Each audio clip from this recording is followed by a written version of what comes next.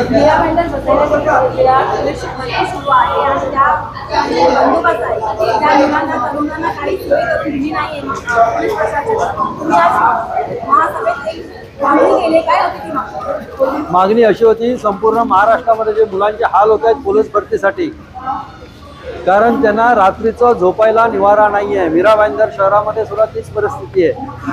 आज एवढे आपले भवन बनलेले आहेत, ही मुलं आपलीच महाराष्ट्राची मुलं आहेत, जी पोलीसमध्ये भरती होणार आहेत आणि उद्या लोकांची सेवा करणार आहेत, लोकांची रक्षा करणार आहेत। तर त्या विद्यार्थ्यांना रात्रीच्या निवाऱ्यासाठी महापालिकेने सोय करून द्यावी अशी मी मागणी महापौरांजवळ केली, आयुक्तांजवळ केली आणि त्यांनी ती तत्वता मान्य केलेली आहे। तुझं नाव काय, तू आलायस कुठून आणि नेमकं ह्या पोलीस भरतीमध्ये कुठल्या अडचणी आल्या? साहेब, माझं नाव नितीन खल्लारे, मी संभाजीनगरवरून आलेलो आहे। मी इथे कालच्या ग्राउंडचं असल्यामुळे आज आम्ही परवाच आलेलो आहे, कारण की आम्हाला वाटलं की लवकर गेलं तर लवकर शूट अप होईल, उन्हाचा ग्राउंडच्यामुळे आम्ही लवकर पळू।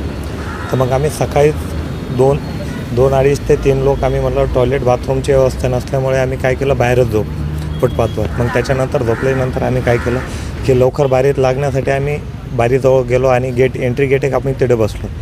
तर आम्ही केल्याच्यानंतर 1600 वगैरे झालं मध्ये, पण झाल्याच्यानंतर सर अजून 100चा माझा जो मित्र आहे मध्ये, त्याला अजून 100चा प्रॉब्लेम आहे। अजून 100 मीटरचं जे सेन्सर आहे ते अजून खराब झालं नाही आणि ते एवढं खराब झालेलं आहे का त्याचं अजून सोल्युशन झालं नाही, कारण की जे आमचे काही मित्रमंडळ आहे, काही ते माझा भाऊ आहे, तो अजून उपाशी आहे, बिना जेवणाचा बिना आतमध्ये गेला तो सर सकाळी 5 वाजता आतमध्ये गेलेला आणि आता वाजले दुपारचे 2। आता दुपारचे 2 वाजले। आता जेवणाचं कसं होणार आणि तो 100 शूट मारणार कसा?